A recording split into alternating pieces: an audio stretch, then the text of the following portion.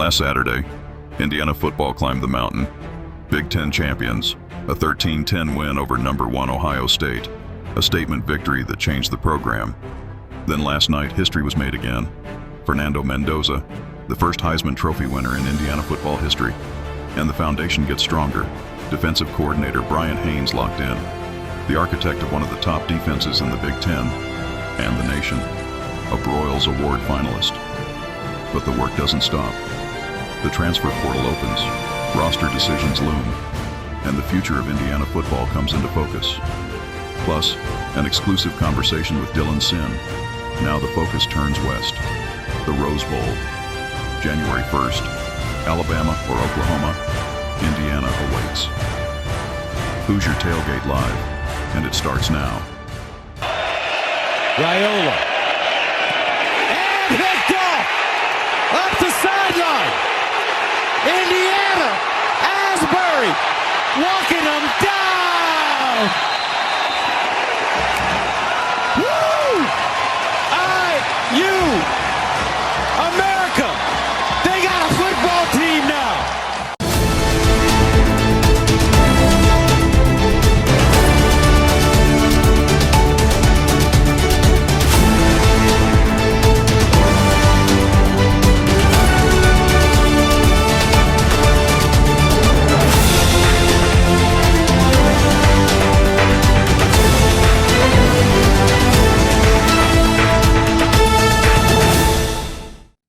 Welcome to Hoosier Tailgate Live here on a Monday, I should say a cold Monday evening.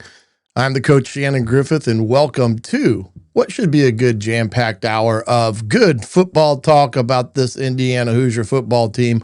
What a moment for this Indiana Hoosier football team and its fans. Of course, last Saturday, wrapping up the Big Ten championship 13-10 over the Ohio State Buckeyes, earning the Hoosiers a number 1 seed in the college football playoffs. And the Hoosiers are enjoying a bye this week as we get started in college football bowl week and bowl mania, I guess you could say, capped off by the first round of the college football playoffs coming up this weekend. We'll talk about those games here in a second as well.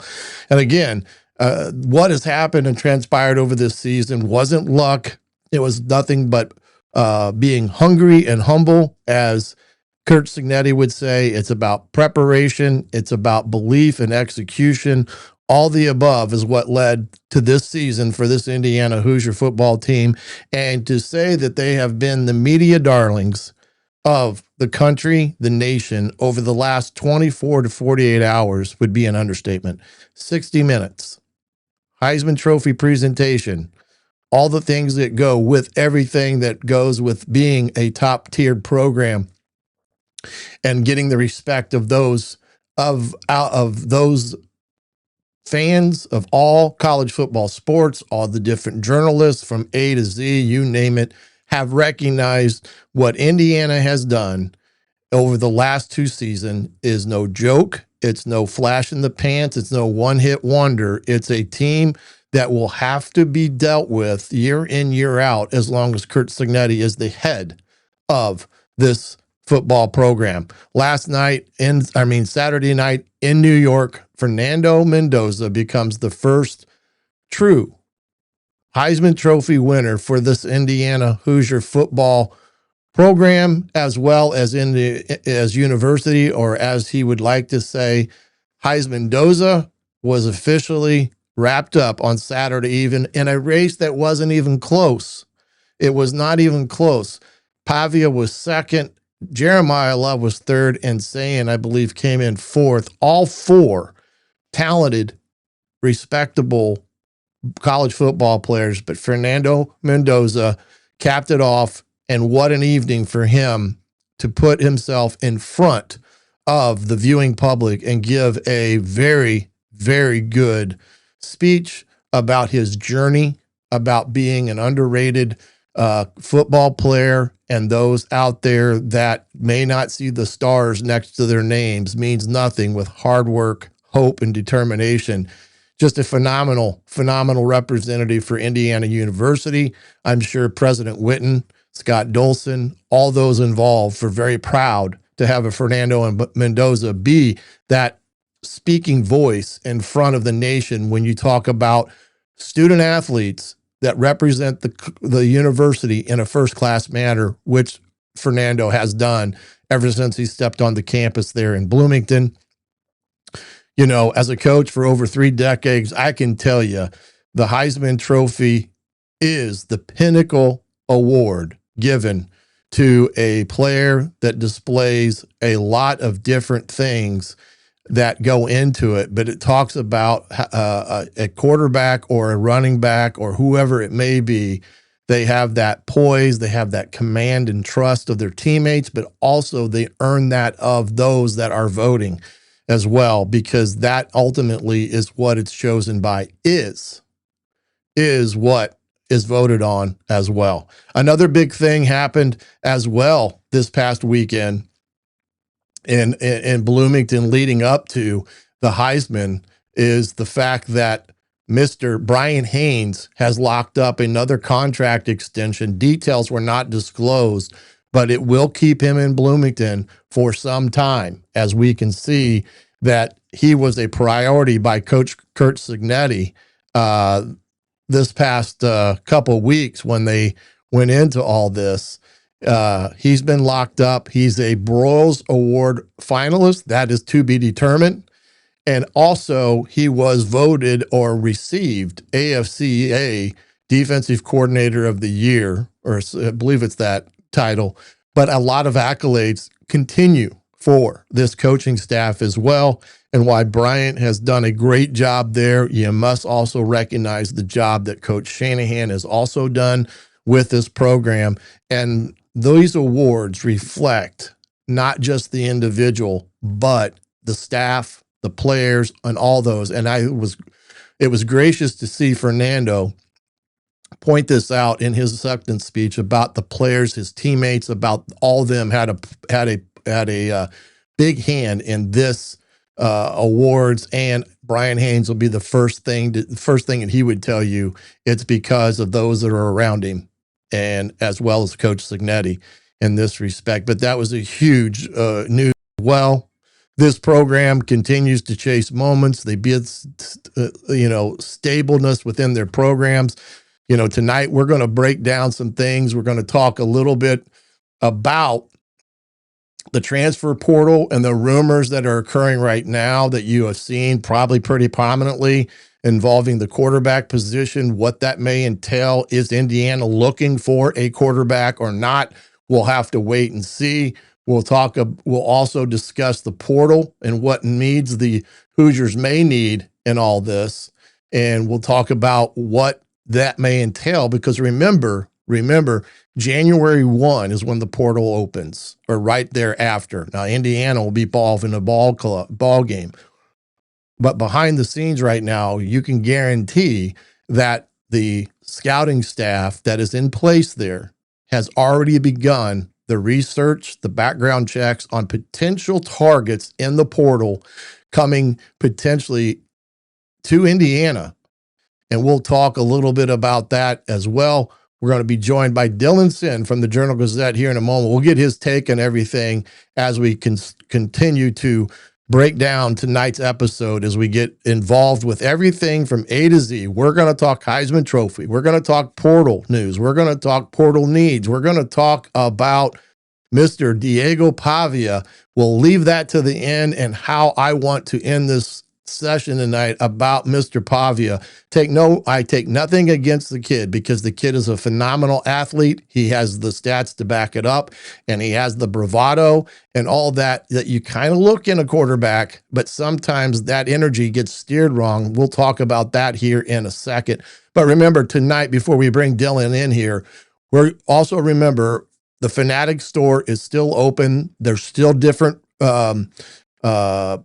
promotions going on, 60% off, 50% off. It's on a daily basis. We'll talk about that. I'll have the link. I'll pop that in there right now. If you are potentially looking for a gift for your loved ones or championship material, that is there. We'll talk about that as well as other items that you can find on my link tree that is with um, on my bio page on X as well. Go there, take a look at it. If you like something, by all the means, we appreciate any of those things that you want to get to, as well as provide maybe for yourself or a loved one. It's a great idea. Christmas is around the corner, and I've got a note in my old calendar right now. I still haven't got the wife's gift yet. So when you've been married for 33 years, let me tell you guys, getting a gift for your wife that maybe you haven't even gotten yet is hard to figure out when you've been married this long, because you want to make sure you get something new, not something that you got maybe 10 years ago that's retreaded itself back into the mainstream of the buying public per se. With all that, one thing I do want to clear up, and this is a mistake that I made, and I do apologize outwardly. I did do a video about Stephen Daly. In that video, I did discuss the situation at Michigan with Coach Moore. I called, instead of using his first name correctly, I said Sherwin. That was my mistake. Sharon Moore is the head coach at Michigan. In that whole situation, I do not wish that on anybody. It breaks my heart to see that happen to a program like Michigan, as well as the individuals involved. We are all human beings. We are far beyond perfect. Coach Moore, from what I know of him, has been an upstanding individual when it comes to coaching. Has he done some things outside the scope of things that's got himself in trouble? Absolutely. What he did after he was fired this past week, it involved some other aspects outside of the scope of being a coach. Absolutely do not condone it, and it's in the legal system as it is now. But I do want to apologize because I used his name wrong and incorrectly. That is completely my fault. And I just want to make that correction and make it noted outwardly that I did mispronounce his name, and we'll move forward. We're all human in that respect. Let's go to some comments here. I see a lot of guys coming in, popping in. We've got, hey, Robert, glad to have you here, as well as Michael. Appreciate you guys being here as well. And Jason, again, appreciate you guys coming in and being a part of the Hoosier Tailgate live tonight and always. And others that are out there, Justin as well. Appreciate you guys a ton, and wish you all a happy holidays as we cruise on through the month of December here on the Tailgate, as we get things rolling and going here in a short minute. But I got to set up a couple things here real quick, because for whatever reason, I'm missing something that I should have in my status here, and unfortunately you guys are going to get to see me add some things here as we get going, because I want to make sure that I get Mr. Sinn in here.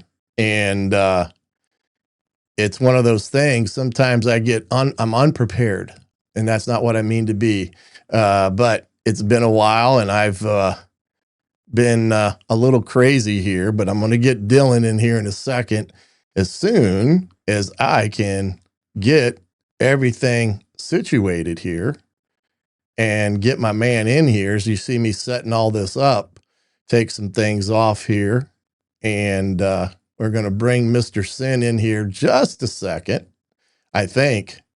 Let's see if I get him in here. There he is, the one and only Mr. Dylan Sinn from the Journal-Gazette. Can you hear me correctly, Dylan? I can. Yeah, we're doing just fine here, and glad to be on. Well, I was a little unprepared for my guest. I didn't have my scene set up correctly, and I do apologize tonight because of the cold. And I don't know why this is, but it happens all the time. Internet starts acting funny. So I also want to apologize if for some reason we would, pause out or whatever, because it has a tendency to do that in the cold weather. And of course, I've let my internet provider know I wasn't too happy with the amount of money I'm paying, that they can't get their lines insulated well enough that they can take care of this stuff. You wouldn't think it'd be that hard, but again, who am I to criticize in this situation? But again, appreciate you all for being here. Media, appreciate you guys coming in. We're going to have a good time tonight. Again, remember, Monday nights for right now, when we get past this week into the next week after, and we get into theoretical game week for the Hoosiers after they figure out who they're going to play between Alabama and Oklahoma, we'll go back to 2 times a week. Also tonight, not going to have time to show Fernando Mendoza's presser today that took place there on campus. Go to YouTube, go to Indiana Sports Beat Radio, Jim Coyle. He'll have it up and rolling there as well if you want to take a look at it. Look, I saw it today. Most impressive, Dylan. I don't know if you weren't down there, but I'm sure that you've seen it already. Just a well representative of the institution on all fronts. You could talk about Mendoza. Yeah, absolutely. I mean that's kind of been his MO the whole season. Has been he's an incredible representative for basically any organization that he is part of, right? He's an incredible representative and ambassador for Indiana football, and now he's going to be a very good one for the Heisman Trophy kind of brotherhood that they have there.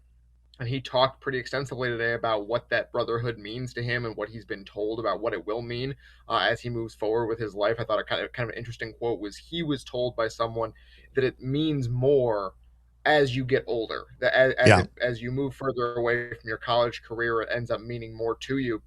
And he said he's looking forward to that. He did bring the Heisman with him to Bloomington. It is likely that it will end up in Indiana's trophy case. That's what he had said he wanted. Not to take it with him, but to give it to Indiana, because he felt that Indiana was so responsible for the success that he's had. So the Heisman Trophy was in Bloomington today, which is pretty exciting. Yeah, it's a nice piece of hardware, you would say, in that respect, and we'll circle back to that. But let's tonight. A couple questions I have, just that we've had a chance to really kind of, from the Big Ten championship game ending through this weekend with the Heisman Trophy. Now our focus is more so on who Indiana will play. Gives you a chance to really sit back and reflect a little bit on this year, and in your mindset, what separates this Indiana team from the past kind of breakthrough teams? Because there has been some, they just haven't sustained over the years that couldn't, what separates this team 2 years versus those in the past that maybe have broken through but not continued on? What do you think is the ingredient that truly separates the two different teams that Indiana's seen kind of rise to the top but not get there, but with this team just kind of keeps going upward?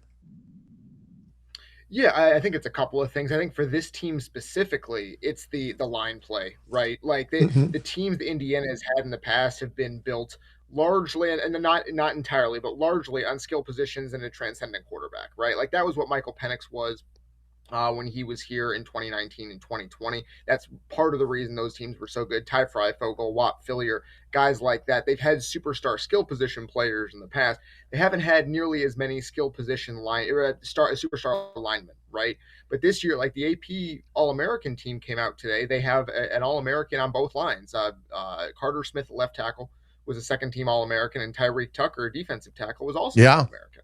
It's crazy. That's the type of play. Absolutely. It's the type of play in the trenches they haven't had before. And then you take into account, I think what could separate this breakthrough from previous breakthroughs is you can build on this one a little bit easier, right? Like the Indiana is going to go out in the transfer portal, and I'm sure we're going to talk about it, looking for some players here in this offseason, and they're going to have people who are very interested in playing for a team that just went 13-0 and won the Big Ten, right? Like in the past, when they've been able to break through, the only way to sustain breakthroughs in the past was to build 2, 3, 4 high school classes on top of one another, and suddenly you're able to be a prominent team for years on end. You can build on momentum a lot easier now than you could even 5 years ago.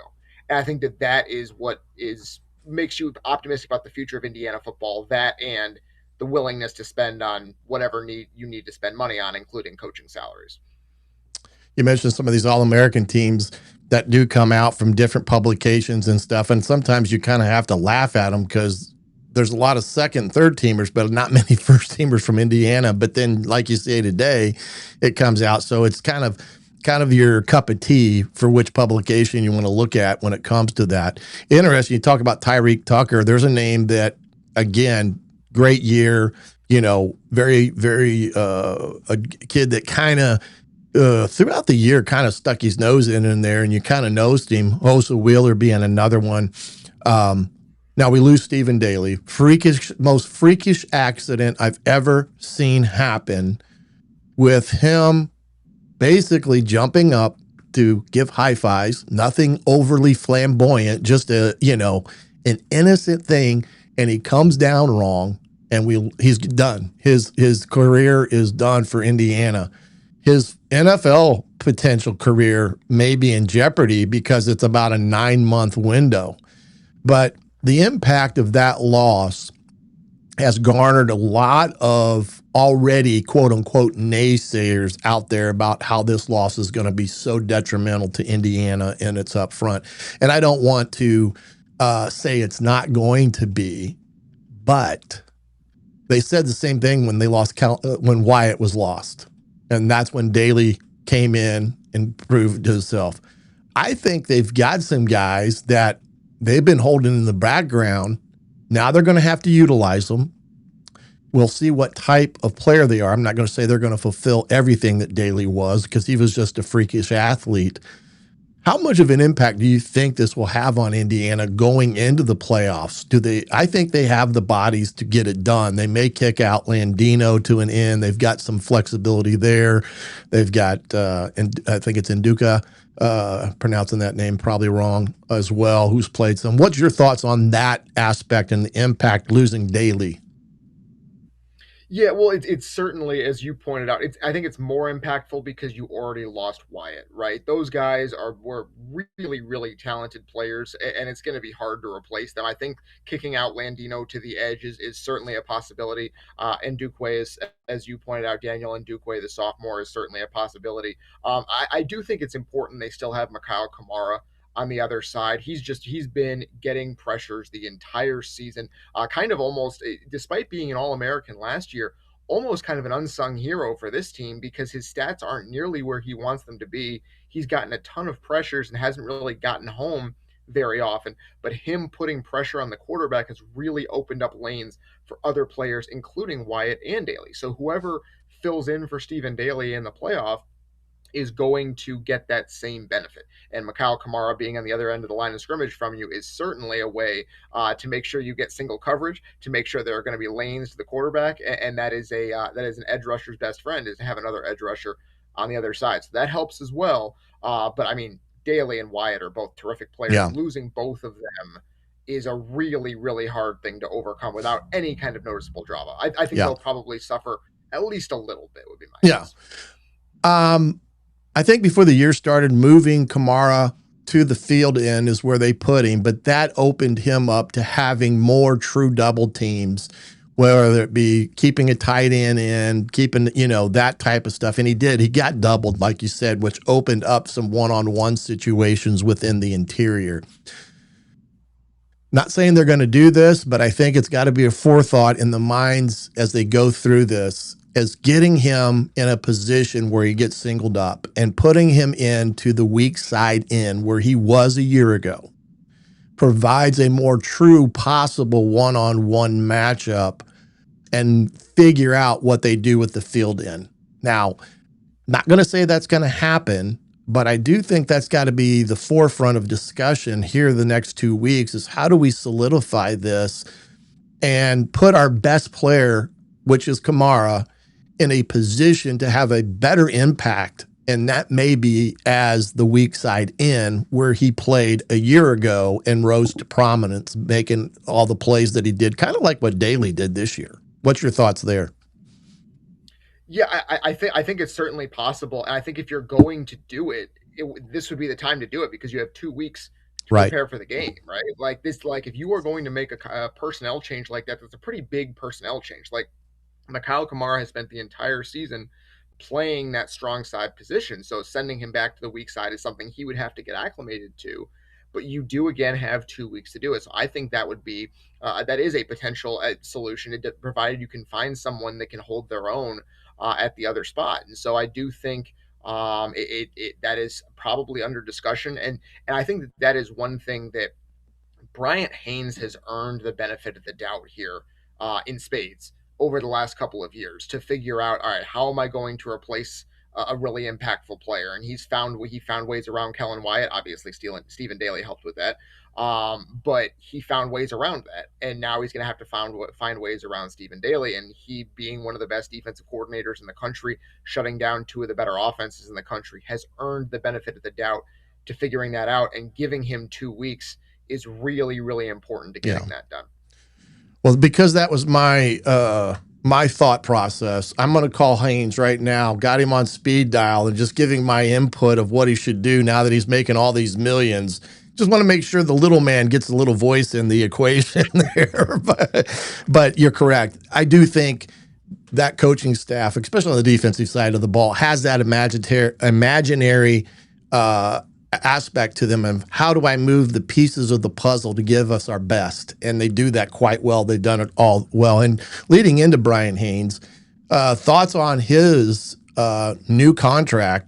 The details have not been released yet, but them putting out a new contract after just signing a new one a year ago, it's going to make him, I've heard, potentially the top paid defensive coordinator with at least within the Big Ten. So what's your thoughts there on that aspect of things? Yeah, I mean, I've thought for a little while now that Bryant Haines is kind of a rising star, that he's going to be a head coach sooner rather than later. So any offseason that you can keep him in the fold as a defensive coordinator is a win for Indiana. He's really, really good at what he does. I think he probably locked up the Broyles Award with that performance against Ohio State. I mean, in 2 games against top 5 opponents this year, Oregon and Ohio State, Indiana has given up 3 touchdowns, right? One of them was a pick six. One of them was a short field after an interception, and the third one was a busted coverage in the secondary. Like it's been really, really impressive when his defense has needed to buckle down this season. They've really come up with some interesting stuff, and they really bothered those Ohio State and Oregon offensive lines, who are really, really good up front. And so he has more than earned being the highest paid defensive coordinator in the country, I think. And Indiana making it a priority to lock him up once again was a very good and savvy move by Curt Cignetti. No question. And we know my history with Bryant, and proud as you know about what he's been able to do, and watch him just dismantle some of the top offenses in the country, quite honestly. He's done a heck of a job with that, and that's his talent and nobody else's, and the ability of putting people around him that have the same philosophy. And Coach Cignetti letting him have full control, because that maybe not be the easiest thing to do, especially the youthfulness of his situation. It's been amazing. And it's interesting, too, all the head coaching openings, especially at the D1, Power 5, Power 4 level, I think predominantly, if not all of them, have gone to head coaches. I don't think there's been a coordinator elevated to be a head coach I take that back. Brian Hartline did get the South Florida job, but he may be the only one that I can think of that got a promotion to being a head. Let's see what happens here. Okay, can you hear me now? I think we're back now, because it's crazy. I told you it was going to happen. I got to make sure the guys in the stream are still there, because I hope I didn't lose them. Everybody there. Are you there? I am. I can hear you just fine. We're doing well. Okay, well, we'll keep going. It's recording, I think, at least, because I do see that it's still going. I think it just stopped and came back up, so apologies. But anyway, moving right along as we get in this, and I'll have to do some editing later. But anyway, how aggressive now with this transfer portal? We're seeing some news already out, rumors, innuendo, but how aggressive do you think Indiana will be in the portal this coming January, because it's only one time? Yeah, I think they'll be pretty aggressive. I think that they are starting. You're starting to get to the time in Kurt Cignetti's tenure where you can start to see them developing some younger guys and that they brought in from high school, but they still don't have enough guys to make an elite team as of yet. Without taking a fair amount of players from the transfer portal, and I think what we saw last offseason was Indiana has shown a real knack for getting extremely impactful players from the portal that they can kind of plug and play right away. And that was kind of something I was worried about last offseason was okay. Kurt Cignetti brought in a bunch of his own guys from JMU that first offseason, and obviously they were really good. But how is it going to go when he tries to bring in a bunch of guys who he doesn't know quite as well? And it worked out great. I mean, he got Kellen Wyatt, he got Stephen Daly, just to name a couple. He got Roman Hemby, he got a couple of offensive linemen, he got Hosea Wheeler, he got Lewis Moore back, he got Fernando Mendoza, of course. And so he did a really good job of getting guys who are not his own and bringing them in and adding them to this team's culture, which seems to be extremely strong. And so, can you do that again? Obviously, building through the portal is a lot harder than building through high school recruiting, but Indiana doesn't have high school recruiting ramped up to the level of we're going to be in the top 10 every year, which is what Kurt Cignetти wants. And so, until you do that, you're going to have to add through the portal. I think Indiana will add through the portal this offseason. And I wouldn't be surprised if they get some impactful players, not through star ratings, but just from good talent evaluation. Like most of these guys, other than Mendoza and a little bit Hemby, there were not a ton of, oh, these guys are obvious superstars that we're getting out of the portal, right? Like they were considered good players. I don't know if any of them was considered a surefire superstar, even though several of them turned out to be All Americans.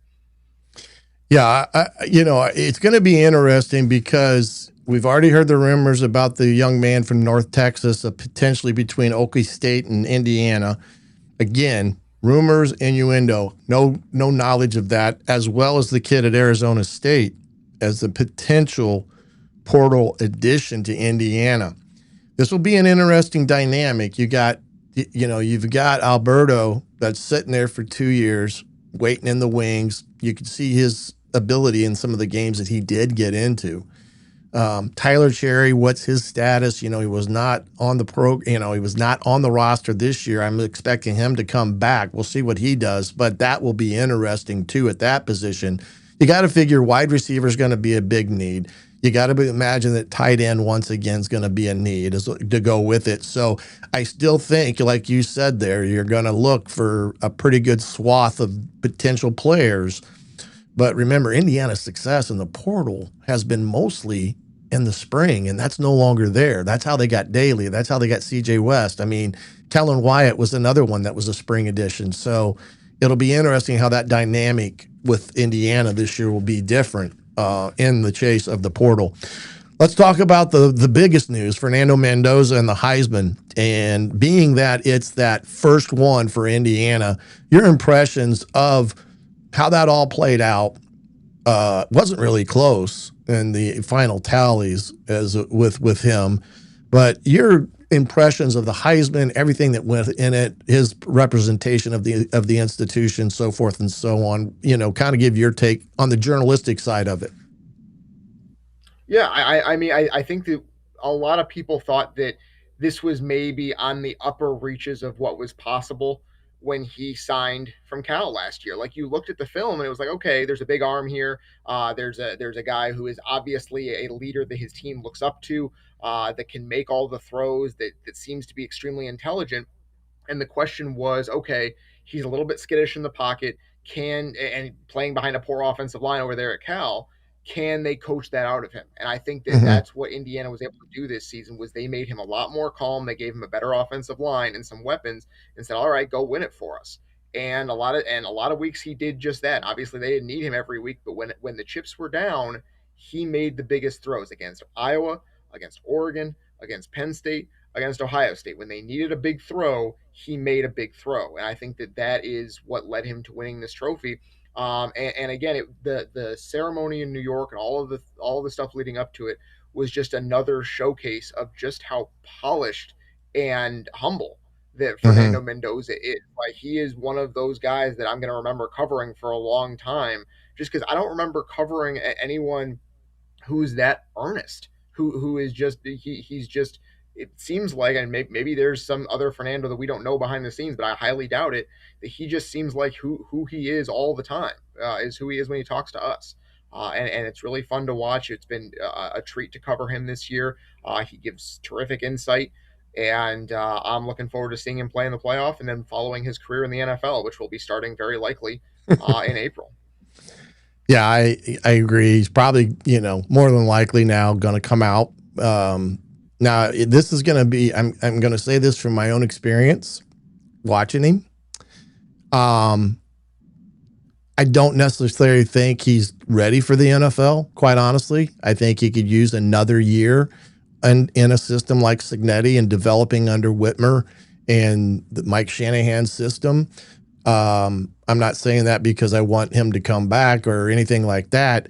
I think that the improvements he's made has been noticeable based on his tape from Cal. But there are more things that he could get that much better. And I'm not sure sitting behind a veteran NFL play caller or throwing him into the fire in the NFL, I'm not quite sure that is the right avenue either. So it's kind of a tricky situation in that respect. But when you're talking first round draft pick, maybe the number 1 overall, you just can't risk that It's by hard. staying another year.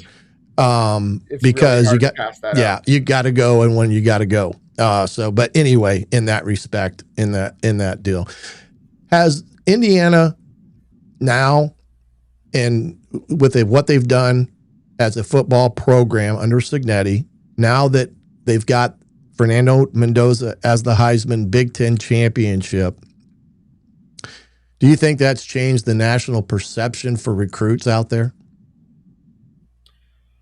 I think so, and I think that's why if Indiana goes into the portal for a quarterback, you mentioned that maybe they won't. Maybe they will just get Alberto. They'll just stick with Alberto and Tyler Cherry, and one of those guys will be the starter next year. But if they go into the portal for a quarterback, they're gonna and pay a competitive price. They are gonna be able to have pretty much their pick. It sounds like of guys. You talked about the kid from North Texas, Mestamaker. You talked about the kid from Arizona State. Brendan Sorsby's in the portal today, former Indiana guy. Dylan Raiola from Nebraska. Yeah. There are going to be guys out there who want to play for Cignetti, who want to play for Chandler Whitmer and Mike Shanahan because they've earned that respect from back not only Mendoza but Curtis Rourke as well, who was right up there in the Heisman Trophy voting. So it is one of those things where they've earned that right to get elite players. I think but that's mostly in the portal. The lag time for high-level high school recruits on earning that respect, I think, is a little bit longer. You're not going to see that effect probably until the 2027 class or maybe even 2028 because you're just starting to you're by the time the 2026 class was being finalized, Mendoza's playing great, but you've already developed relationships with those guys for years in the past, right? So it's a longer lag time for high school recruiting. That's why I think Indiana's going to have to hit the portal hard once again this offseason. And the other thing with the portal, and this is what I tell people all the time, and Stephen Daly came to Indiana because Curt Cignetti and James Madison had a relationship with him when he was coming out of high school. So there was familiarity there that ended up him being at Indiana. There's going to be kids all over the country that James Madison recruited when Sig was at JMU that are at other institutions but have a relationship that Indiana will be able to rely upon for at least the next couple of years in that respect. The interesting thing about the kid out of North Texas, he's another Mendoza in the fact that he was a 0-star recruit. Yep. He walked on at North Texas and earned the job. He didn't start in high school. He didn't start in high school. Yeah. And Eric Morris, the head coach there that is now at Okie State, I don't know what the magic pill was there, but my goodness, for him to do what he did this year, just unbelievable. And we'll see if that transpires into him coming to Indiana. I kind of have to think that Oklahoma State's probably going to be his destination because they'll pay him a lot of money. At least Morris will because of the familiarity there. Anyway, last question here. Get you out of here because I know we've been barking around the different trees and subject areas that I've got down and in my mind. But between Alabama and Oklahoma, who do you think's the better matchup for Indiana? I think it's Oklahoma. I think that's because I think Alabama is the better football team, despite Oklahoma having won the first time those teams played. I think it was kind of a fluke. Alabama outgained them by almost 200 yards. They moved the ball. They just turned it over several times. Yeah. Oklahoma has really struggled to move the football all season, really. And they have. And I didn't mean to interrupt you. And the quarterback there has announced that he's not playing in the college football playoffs. Is what I heard. Is that right? Yeah, I heard this. I don't know if it's true. John Mateer? Yeah, I've heard. Now listen. This is what happens with the internet and rumor mills out there. I'm like you. I do not believe it for a minute. When I saw that, my jaw hit the ground because you get all these kids opting out, right? And they do it because they're worried about injury. I can't imagine you're going to opt out of the college football playoffs on a national level to not play because you're worried about the draft. When I saw that, I called BS. But I bring it up for the standpoint of this is that world we live in. Verify, because I've been duped into these things as well. So again, that's probably BS. I can't see him doing it, but there was once a report out there that said this, and I couldn't believe it. But anyway, I agree. Go ahead with your status on Oklahoma. I didn't mean to interrupt you there, but I thought that was a funny component to all this question. Yeah, not at all. I do think that they have struggled to move the ball most of the year. Their quarterback has been basically the entire offense. They haven't been able to run the ball. Their receivers are okay, not great. And their defense is nasty. Let's be clear about that. They got a great D. Very, very good. But it is just one of those things where I think that of the four units in that game, Indiana offense and defense, Oklahoma offense and defense, Indiana might have the two best. As good as Oklahoma's defense is, I think Indiana's is just as good, and the Indiana offense is far better than Oklahoma's offense. So I would give Indiana a significant edge in that game, and I would rather see Oklahoma, but I think Indiana is going to have an edge regardless of who comes out of that game, because I think they're just a more complete team than either of those that they might play, which is a shocking thing to say about Indiana versus Alabama and Oklahoma, but I think in this season it's absolutely true. Yeah. I see where you're going with that. And I agree with you. I think structurally, Oklahoma is, like you said, I think they're kind of they're like some of the teams in the country this year, really good defense, but not of great offense. You know what I mean? There's been a lot of those teams, good defense, don't want to play them, but offensively they don't necessarily scare you. Alabama, on the other hand, is just a talent issue with how they would match up like an Ohio State, right? I mean, they've got both sides of the ball and things like that. So it'll be an interesting ball game. Alabama is favored in that game by 1.5 points, but we'll see what happens. But anyway, Dylan, I appreciate you joining with me tonight. I know we kind of maybe went a little longer than I'd hoped to with you, but hey, then again, we get talking and things get happening, and then the internet, gives us trouble. Well, what do? You keep going on, but appreciate you coming on tonight, and we'll talk again. Absolutely. This is great. Thanks for having me on. I'm always happy to do it, and always have a good time with you. Absolutely. Dylan Sinn from the Fort Wayne Journal-Gazette up here in the great northeast of Indiana. He covers a lot of things, not just Indiana, Purdue, Notre Dame, and didn't get a chance to get with what he thought about Notre Dame on this respect, but in missing the playoffs. But again, I think he's one of those guys that gives a good insight into Indiana and comparing them to other programs throughout the country, just based upon his ability of who he covers outside of Indiana. He just doesn't cover Indiana, but appreciate him coming on to us tonight. Hey, we're going to step aside real quick, take a quick break. We're going to talk a little bit about the Fanatics store and give you some information on that. All right here on Hoosier Tailgate Live on thehoosier.com. Hoosier fans, listen up.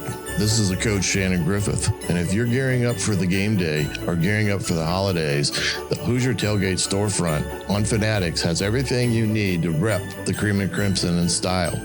From official Indiana Hoosiers game day apparel, hoodies, hats, and sideline gear, to tailgating essentials and accessories, this is your one-stop shop for all things Hoosiers. And with the holidays right around the corner, it's the perfect place to grab cold weather gear, stocking stuffers, and IU gifts for the whole family. And here's the kicker. When you shop through the Hoosier Tailgate storefront, you unlock exclusive discounts across Fanatics. More Hoosier swag, better prices, and gear you won't find anywhere else. Ready to load up your cart? The link is easy to find. Just head to my Hoosier Tailgate Twitter page and hit the link in my bio. You can also find it in every YouTube description and all of our Hoosier Tailgate podcast episodes on your favorite platforms. So don't wait. Rep the Hoosiers proudly and save big. Visit the Hoosier Tailgate storefront on Fanatics today, because the best fans in the Big Ten deserve the best gear in the Big Ten.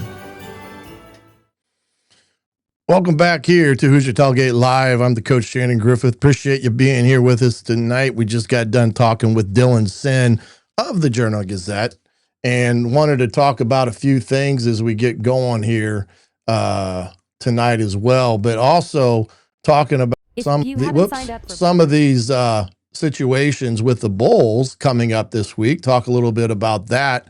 We got a lot of games on tap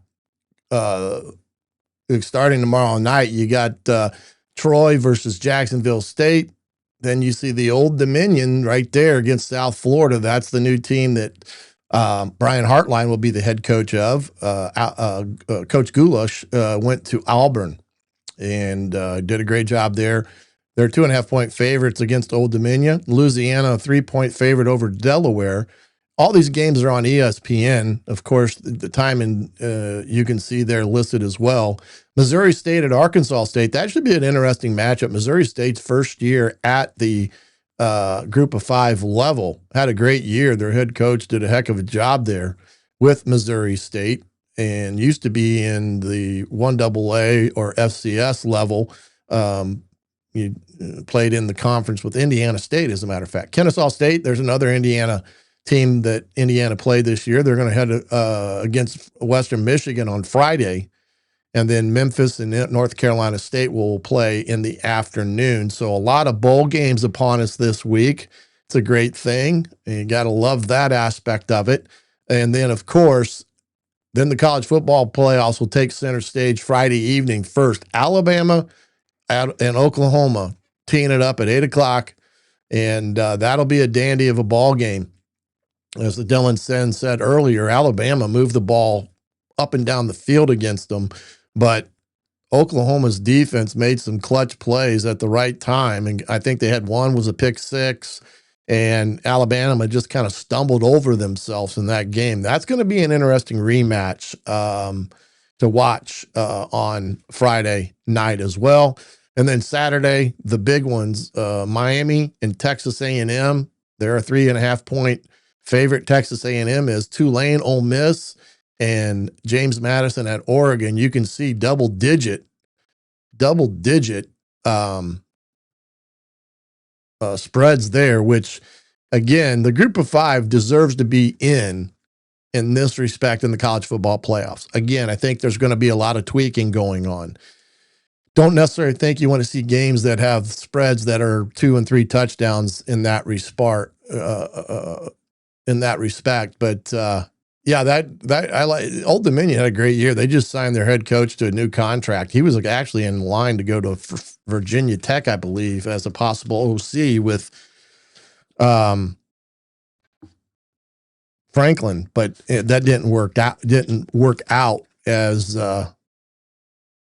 they got Franklin got hired at Virginia Tech, and a couple other big hires in the Big Ten. If you have been paying attention, at Michigan State, Pat Fitzgerald is back in the saddle. That's a great hire for them. I think his identity will, bode well for Michigan State fans overall. And then I think Penn State slam dunked it with Matt Campbell. I just, if Matt Campbell was still available, he'd be at Michigan, but Penn State was able to lock him in first, and that's a huge one there. So things will be interesting here to see what happens with Michigan and their search. It'll be a interesting dynamic when you come back through it all. But, some really nice hires that happened. But the bowl season is upon us, which is, like I said, a great thing. And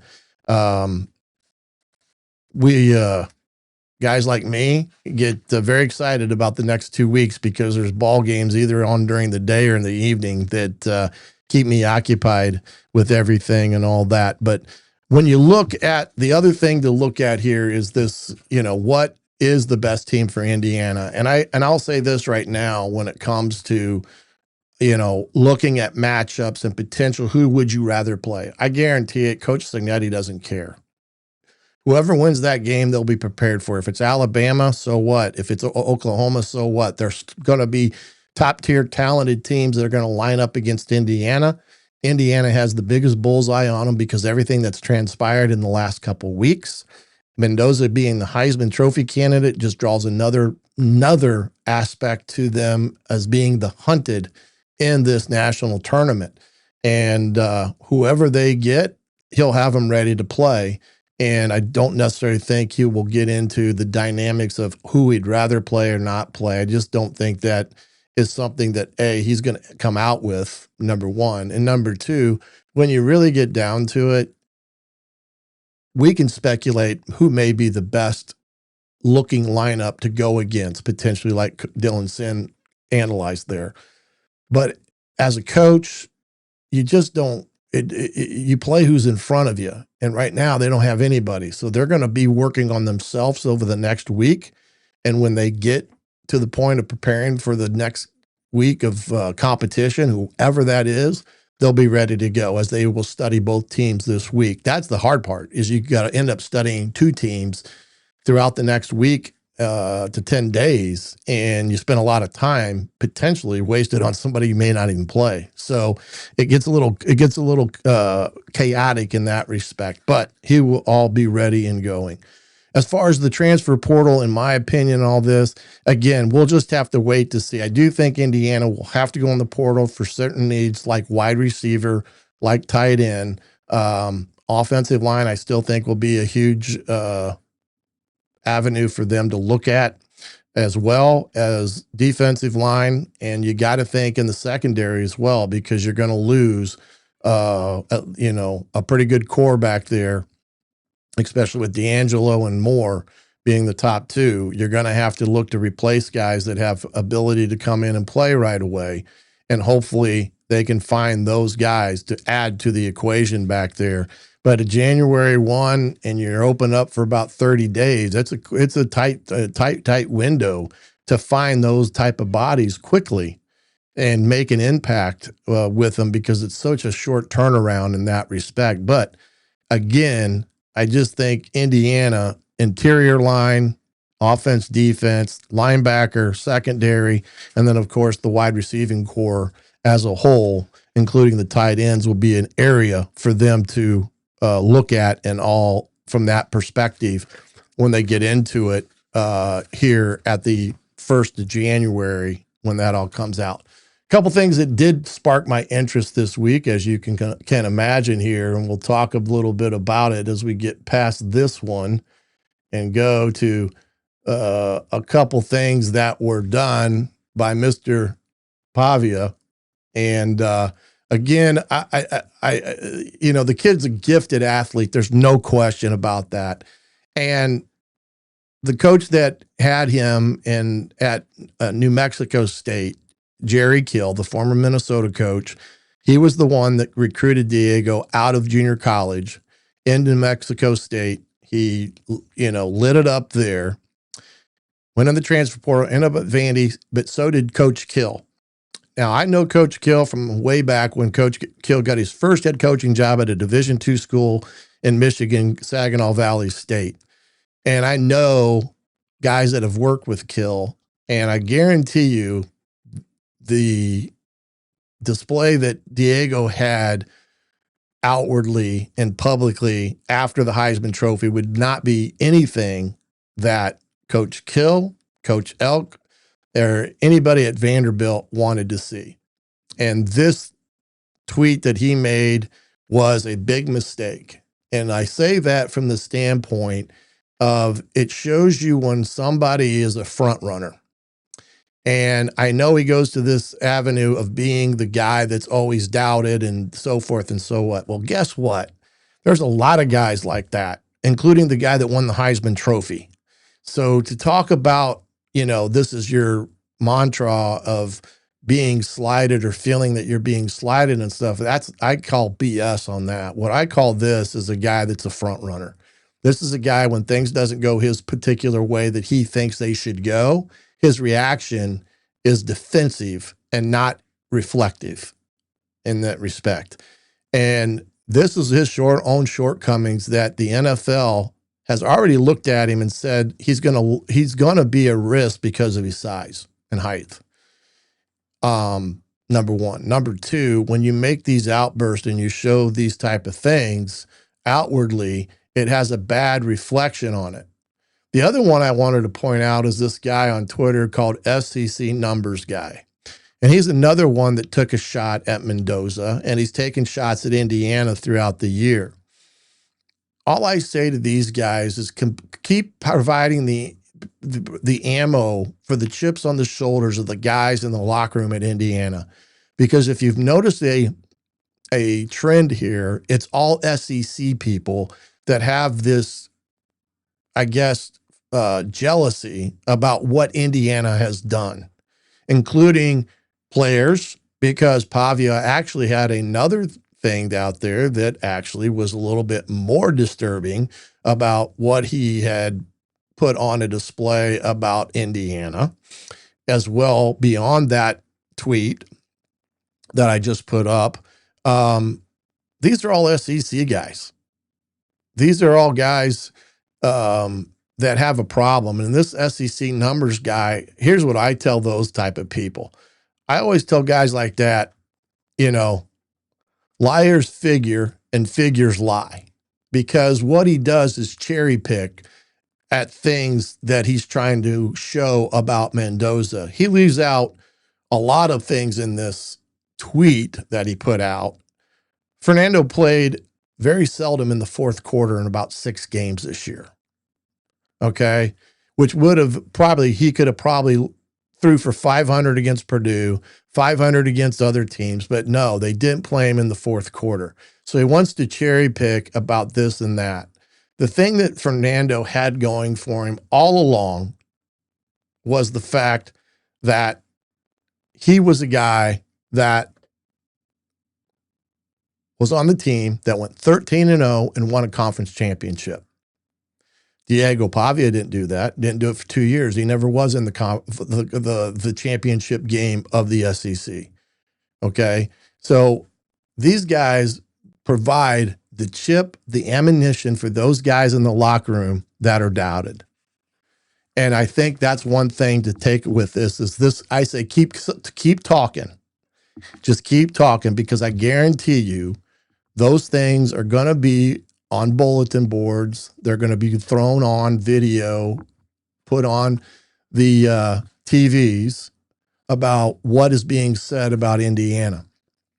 And this just provides another chip to go on their shoulder. If you saw the 60-minute interview on Sunday night, Aiden Fisher talked about it. He talked about the chip on the shoulder. It just keeps getting bigger because the more they do, more people doubt. And the more the people doubt, the more they feel they need to prove. And it provides them the chip on their shoulder. And all these SEC teams and all these SEC people and the Greg Stanky, the SEC commissioner, saying 7 teams need to be in the playoffs because they, this and that.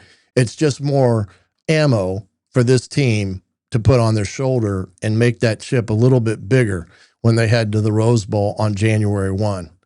What we saw with this Heisman announcement from Pavia was basically unacceptable. Quarterbacks are leaders, faces of the program, representative of their universities. You couldn't get two contrasts of what a leader and a representative of a university should act like in Fernando Mendoza, and the exact opposite of what Vanderbilt stands for in an academic institution than Diego Pavia, because of what he said and how he said it. Those comments were embarrassing and unbecoming of a SEC quarterback and a form of leadership. He showed his true colors. He's a talented young man. I take nothing away from him. I take nothing away from where he's been and how he got there. There's no question about it. But he needs a lesson in humility, because what he did after the Heisman vote showed exactly who he is. And that is somebody that's a front runner. And when things go tough, he folds. Being human is you're going to make mistakes. Frustration is more a part of everyday life for everybody, not just him. But leadership is revealed in how you handle disappointment. Indiana didn't respond with words. They responded with championships. Every dismissive reaction adds to Indiana's edge and chip on its shoulder. Indiana isn't asking for respect anymore. They're taking it.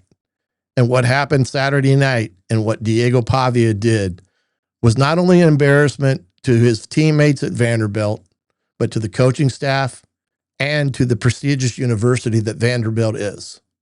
And while I respect the fact that Diego Pavia is planning on playing in the college bowl game for their team, it may be a time for the coaching staff and the administration to step in and say, more than a written apology that he gave on Twitter, maybe it's time they say you're going to sit for X amount of quarters to make a point that the way you handled yourself in the national limelight was not respectable, and it sure does not reflect what we expect from Vanderbilt student athletes.